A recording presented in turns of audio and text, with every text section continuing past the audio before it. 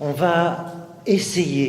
essayer de nous faire mieux comprendre ce que veut dire réellement cette conduite sanctifiée, cette vie sanctifiée pour le Seigneur. Le premier texte que nous avons entendu tiré des Chroniques, chapitre 29, nous parle d'un roi. Et tout au long de ce livre des Chroniques, on nous parle de rois qui ont fait de grandes choses, qui ont accompli de grandes œuvres, qui ont gagné des batailles, mais surtout ce qu'on nous dit dans ce livre des Chroniques, c'est vis-à-vis de Dieu. Comment se sont-ils comportés? Qu'est-ce qu'ils ont fait? Est-ce qu'ils l'ont honoré ou est-ce qu'ils l'ont oublié? Est-ce qu'ils ont fait attention à ce que le peuple puisse toujours rendre un culte à leur Dieu? Ou bien ont-ils été négligents? Et le roi dont on nous parle, Ézéchias, ce second livre des Chroniques, y consacre plusieurs chapitres, beaucoup plus que pour la plupart des autres rois, parce que Ézéchias, comme on l'a entendu, est un roi qui, précisément, ne fit pas comme son père. Son père qui, précisément, délaissa le temple, pire encore. Il mêla au culte de Dieu, du Dieu d'Israël, toutes sortes d'autres cultes, incorporant d'autres religions. Et au fond, s'inquiétant peu de ce que le culte à leur Dieu, ce Dieu d'Israël et de Juda, puisse être ce qu'il doit. Alors Ézéchias, dès le premier jour de son règne, décida précisément que cela devait suffire, qu'il fallait changer les choses, qu'il fallait que désormais ce temple de Jérusalem soit réellement consacré à sa mission première. Ce lieu, ce temple de Jérusalem, c'est la maison de Dieu, là où Dieu se laisse rencontrer.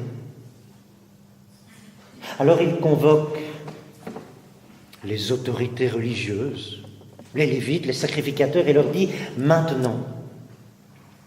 Ce terme, il est important, « maintenant ». Maintenant, sanctifiez-vous, maintenant, sanctifiez la maison de l'Éternel. Qu'est-ce que cela veut dire? Sanctifier, dans l'Écriture, cela veut dire mettre à part pour. C'est un petit peu le même mot en français que consacrer. Consacrer quelque chose à quelqu'un, consacrer quelque chose à quelque chose. Consacrer, cela veut dire surtout et avant tout faire que quelque chose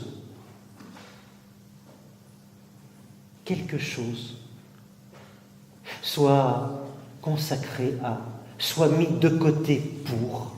Au fond, ce que Ézéchias dit aux Lévites et aux sacrificateurs, c'est que maintenant,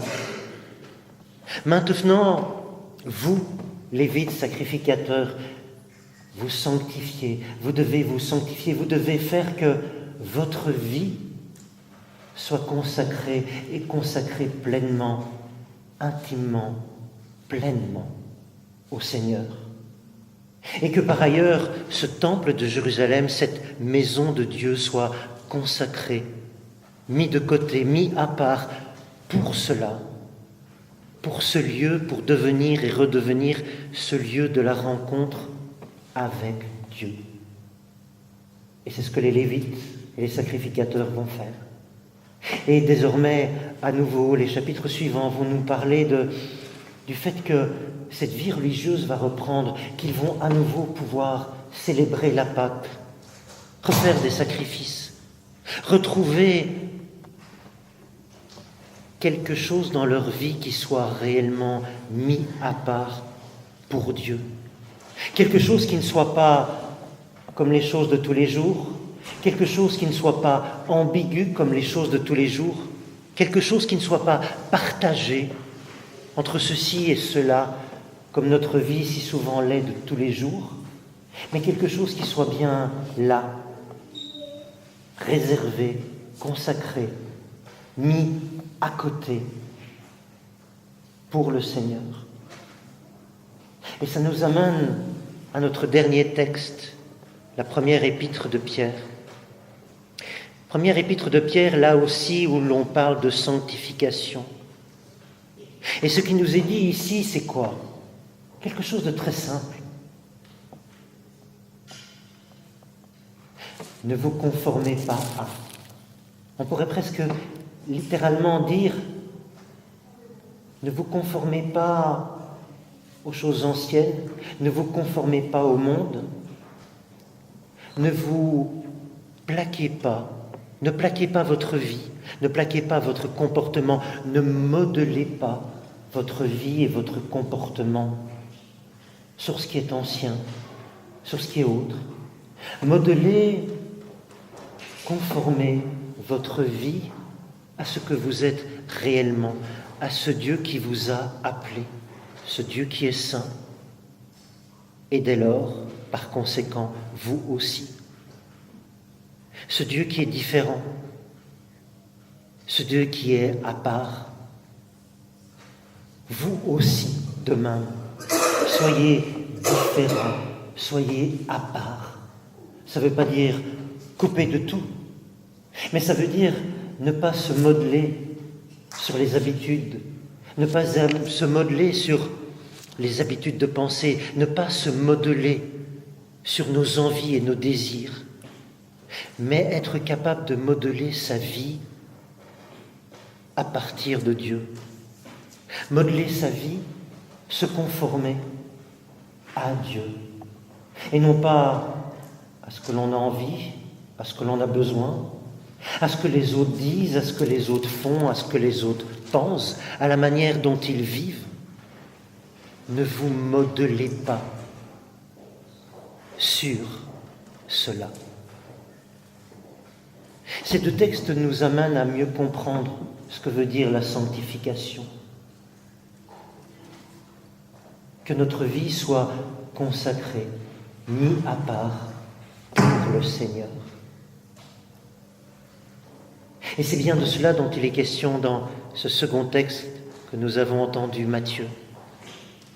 Un scribe qui vient à Jésus et lui dit « Seigneur, je te suivrai ».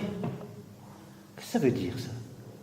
Sinon que je suis prêt à tout quitter, à ne pas modeler ma vie sur ce qui se fait, mes envies, mes ambitions, mais à te suivre. Et Jésus le met en garde. Il dit, Bernard Montagnière, mais le Fils de l'homme n'a pas opposé sa tête. Ce qui veut dire aussi que modeler sa vie à la suite du Christ, modeler sa vie selon Dieu, c'est aussi un risque que l'on prend. Le risque aussi de ne pas trouver de lieu où s'ancrer, où se reposer. Et puis il y a le verset suivant, celui qu'on n'a pas lu, le verset 21 de Matthieu, où là c'est un disciple qui est déjà quelqu'un qui normalement suit Jésus. Et ce disciple lui dit, oui, je vais te suivre, mais laisse-moi d'abord enterrer mon Père qui est mort. Et Jésus qui lui répond, laisse les morts enterrer les morts. Voilà. Là peut-être l'on comprend mieux ce que veut dire une vie sanctifiée, une vie à part, une vie consacrée pleinement à Dieu. Enterrer ses morts, voilà un devoir qu'il faut accomplir. Voilà une piété qui est toute naturelle. Et pourtant, Jésus met ça en contrebalancement d'autres choses. L'idée que se conformer au monde, se modeler sur le monde, se modeler sur les traditions, se modeler sur ce qui se fait, même si sur ce qui se fait semble être le plus juste, le plus naturel, le plus traditionnel, le plus convenable, ce n'est pas toujours, et c'est même souvent pas, être capable de vivre une vie sanctifiée. Ézéchias, le roi, avait été à l'encontre des habitudes de son père, avait été à l'encontre des habitudes religieuses de son temps, celles qui laissaient les choses un peu aller, qui mélangeaient un peu les choses, quitte à ce que tout le monde se sente bien, mais... Il avait dit, maintenant il faut choisir. Maintenant, il faut que vous, Lévites, vous consacriez réellement à Dieu et uniquement à lui. Maintenant, il faut que cette maison soit consacrée à Dieu, mise à part, qu'elle ne soit pas l'ambiguïté comme tout le reste. Pierre dit la même chose. Votre vie en tant que chrétien, elle se vit dans le monde, certes, mais il faut que votre vie, votre comportement, vos attitudes, votre manière d'être, votre manière de voir, soit bien différente, soit bien hors de, soit bien mis à part par rapport à tout le reste. De même, Jésus le dit, choisir de se consacrer à pleinement. Dans l'Évangile, Jésus parle des cœurs purs. Là aussi, un drôle de mot. Un cœur pur, c'est quoi?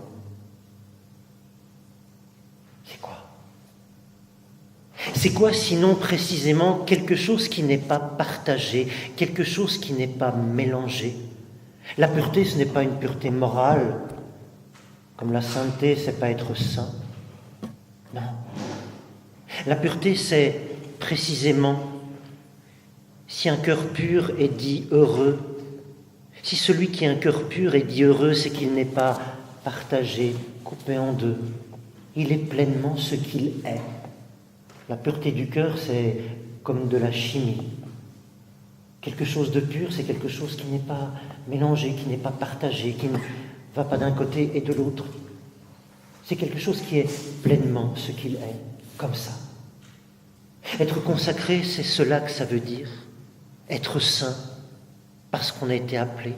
Être pleinement engagé, non pas sur une jambe, non pas avec une tête à moitié de ce côté-là, mais pleinement. Une vie sanctifiée pour le Seigneur, c'est cela. Une vie pleinement engagée,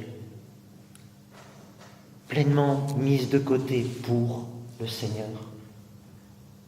On me dirait, oui, mais on a la vie de tous les jours, on a plein de choses à faire.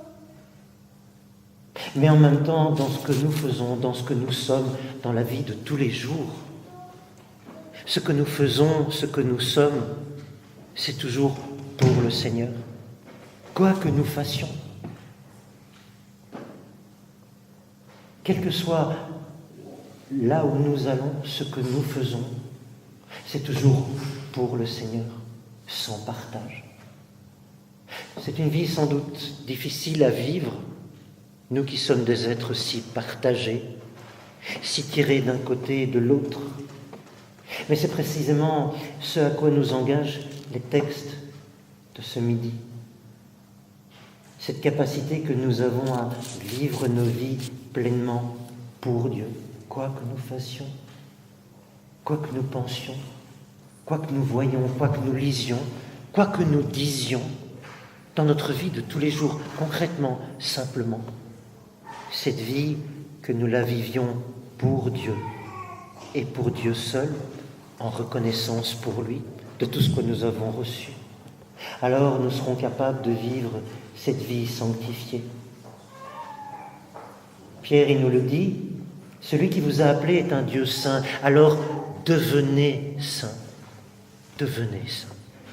C'est un processus. Petit à petit, peu à peu dans notre vie, pensez que chaque chose que nous faisons, chaque chose que nous disons, chaque chose que nous pensons, que cela pour Dieu et pour Dieu seul. Et cela, c'est la bonne nouvelle de l'Évangile pour nous cet après-midi. Amen.